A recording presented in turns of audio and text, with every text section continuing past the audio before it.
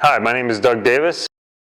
I played professional baseball for 17 years. I pitched left-handed pitcher, starting pitcher, and I'm here to help you with your kids on your baseball team to throw the ball correctly. So my son Gavin is going to get into two key positions that you want to teach your kids how to field the ball in a ready position and a power position. This power position is key. With the ball over the head, with the baseball face behind him, not like this, the baseball behind him like this, and using this front shoulder to aim where you want to throw the ball. So if this shoulder is this way, he's going to be trying to throw it over here and have to adjust that way. If he's open, that means a lot of strain will be on that arm. So let's make sure that our body is straight to the target each time with the ball above your head. We don't want the elbow down here. We never want the elbow below the shoulder when we're throwing the ball. It's very painful. It can start getting painful in the shoulder and the elbow at the same time. All right, so every day when you have your kids play catch, you should have them start on one knee like so. And we always get in that power position that I mentioned before when we're throwing. This right here is the exact position we want on every single throw from this position on one knee. You'll do about 10 or 15 throws each kid before we end up standing up. And the toes will be forward in an athletic position, bent, knees bent, and again, getting in that same power position here. All right, and it's very important when we throw the ball, that when we throw the ball, we're here and we finish down to the ball, not across our body. We want to finish down, get on top of the ball and pull down. The next position, we call it the saddle position. The saddle position is legs apart in an athletic position, power position, like so, and we're going to rock back and then forward and release the ball. This gets our weight back to be able to throw with our body weight as opposed to just our arm and leading with our elbow. So these are the three basic ones we want to start off with. Then we can move them back and play regular catch. But just make sure your kids are in that same position every single time in that power position. This will definitely help their accuracy, and our misses will be down instead of up. When we get our elbow down and we throw uphill, that's when we throw it over the head of wherever we are throwing it to, our target. If we're going here and we just throw it down, it's always going to be low, and hopefully your first baseman or whoever you're throwing to, the target, will be able to block it. Another thing to look for is discipline with the glove. Your glove must be coming to the target, back to your heart.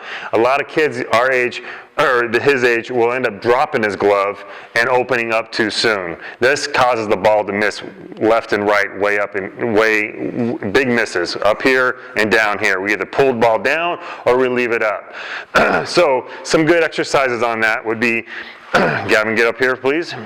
He'd be with the wall, like this, right? Pick up your leg to pitch, and then when he breaks his hands, his glove cannot hit this wall. So he keeps it here and then goes through his whole delivery. So that's one thing that you can do. You can also put the back towards the wall, like this, and get up next to it. And then he can come up with the leg up and go through his whole, watch your step here. He can go through his whole delivery and he's not falling off because he'll be hitting the fence.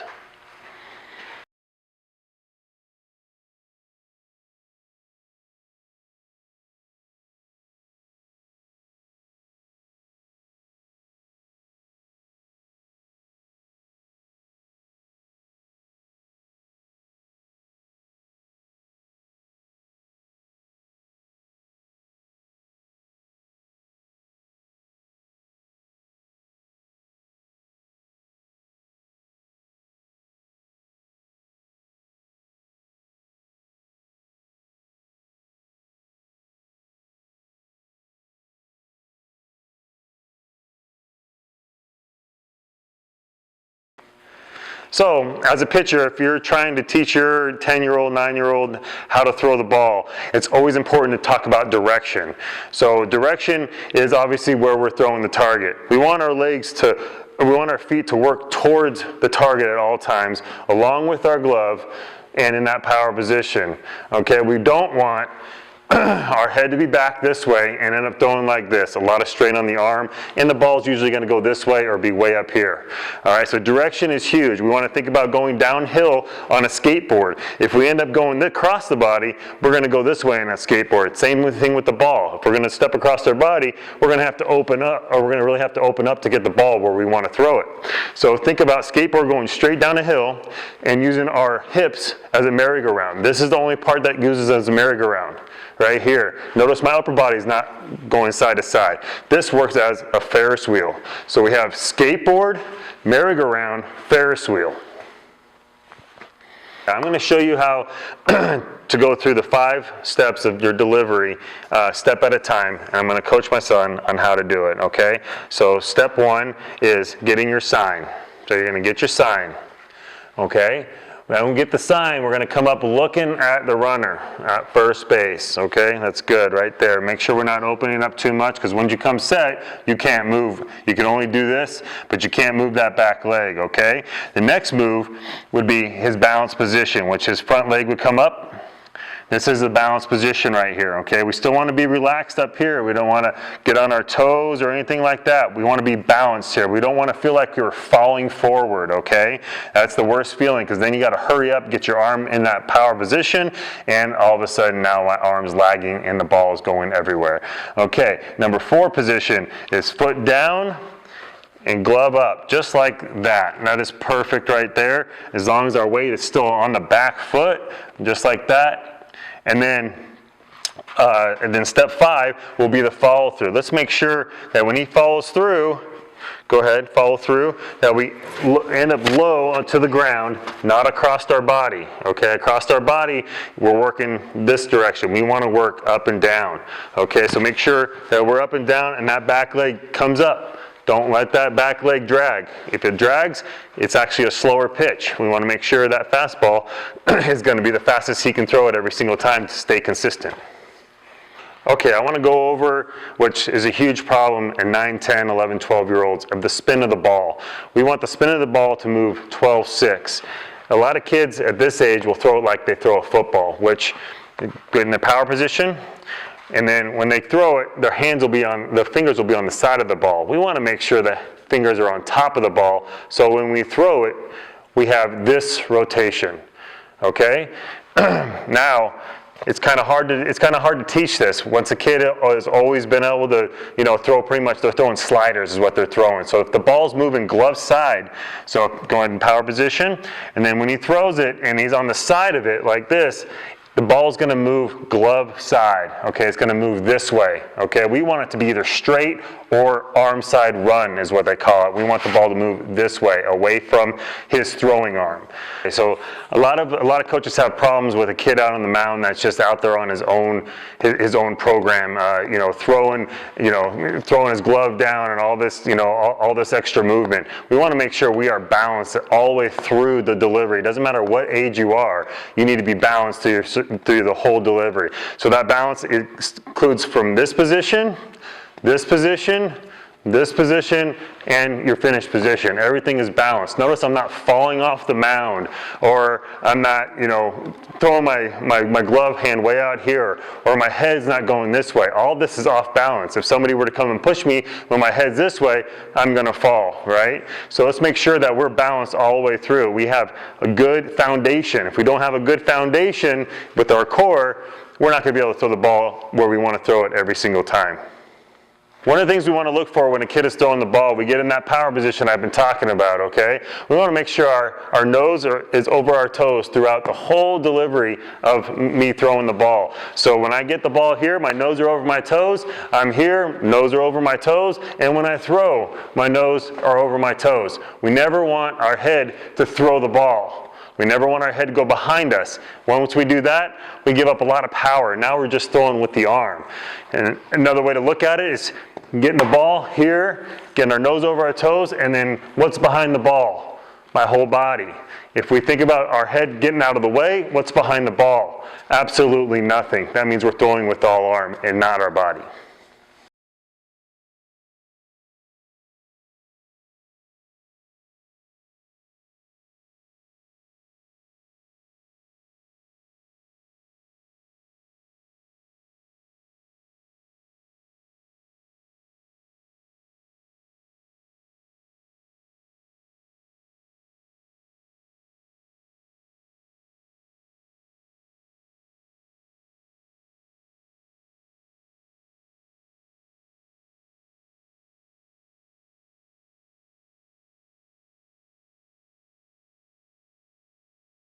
Okay, now I'm going to show you that power position in a fielding stance, okay? It's not only used just for pitching, it's actually used for every single position you play on the field, okay? So my son, I'm going to tell him ready position. This is something you can do. You can line up all your players on the line and tell them, hey, when I say ready position, they all get in the ready position. And when I say power position, you get in the power position just like that. You can line them all up and do the same thing. And you say ready position. Power position, ready position, power position. And that's exactly how you want to get these kids used to feeling the ball and throwing the ball accurately. And now I'm going to roll a ball to him, and he's going to show you how you receive the ball to the stomach and then get in that power position to throw the ball to the first baseman. All right, here we go. Boom, stomach, and then power position. Did you notice how, go back to power, or go back to ready position? So when I grounded him the ball, he brought it back to his stomach. That's where we want it right there. And then as he has it in his stomach, he wants to get in the power position. He wants to move his feet. And that means he's in the power position, ready to throw the ball to his target.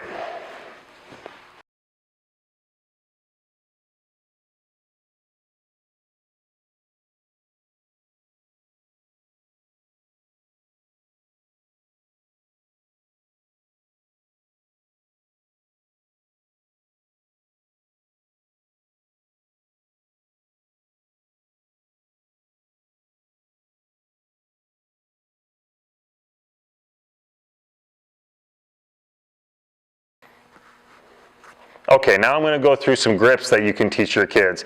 So at this age, some of the kids have small hands. They're not really ready to go the 2-finger. And then usually most of them are throwing either 3-finger or hold a whole hand, okay? But we'll go through the 3 fingers for 9-year-olds that have smaller hands. We want to grip at 4 seams. 4 seams means we have 4 seams working for us. 1, 2, 3, 4. There's a 2 seam, that means we only have 2 seams working across. 1, 2. Those are the difference between the 2 fastballs. I suggest you start with the 4 seam fastball because this one stays truer and straighter. So we always want our fingers on top of the ball and our fingers on the laces to be able to feel that pull down out in front. On the ball, and also when we pull down on it, we also are going to miss down. So we never want to miss up. If we end up with our fingers like this, and we're pushing up, the ball is going to go up, and we're going to end up throwing it over the first baseman's head or the catcher's head or wherever your target is. Okay, now I'm going to show you a drill that will help you get the fingers on top of the ball as opposed to side of the ball. Okay, the way I like to explain this is I ask the kid if they play football, all right, and they say yes or no I don't, but they play with their friends, and then I ask them, okay, will you ever spike the ball when you score a touchdown? And you're like, yeah, let's, and you want that big high bounce. That's what I'm looking for here. But what I want to see is this spike ball it's going to spike right in front of you, and I want it to go straight up. I don't want it to go this way, and I don't want it to go that way. Gavin's going to show you how the wrong way is at first, and he's going to spike it up and make it go that way, which means he got on outside part of the ball and he's pulling it down. Go ahead, Gavin. See how it went to the left? We want to make sure we're working straight over the plate. This drill is very good to feel that pressure and the leverage on your fingertips. Now he's going to do it the other way that's not supposed to happen. Oh, that one he didn't get on top of it, and you can see right there he didn't get that high bounce, okay? We want to make sure when we spike the ball that we're spiking it straight over the plate or over your target. So he's going to do it the right way this time. He just scored a touchdown. He's super happy. He's going to pick up that leg, and we call it the Gronk spike, okay? We're going to Gronkowski spike. He's going to spike it right here. He's going to hit the top right there. Oh, he pulled that one too. That's okay. Here we go. Do it again. Make sure it's straight. There we go. That one went straight over the plate. And did you feel pressure on your fingertips, Gavin? Yeah. He did. So that means he's using leverage to pull down on the ball and leverage to throw the ball. Leverage takes your weight to pull down on it, and it takes your fingertips to get on top of the ball.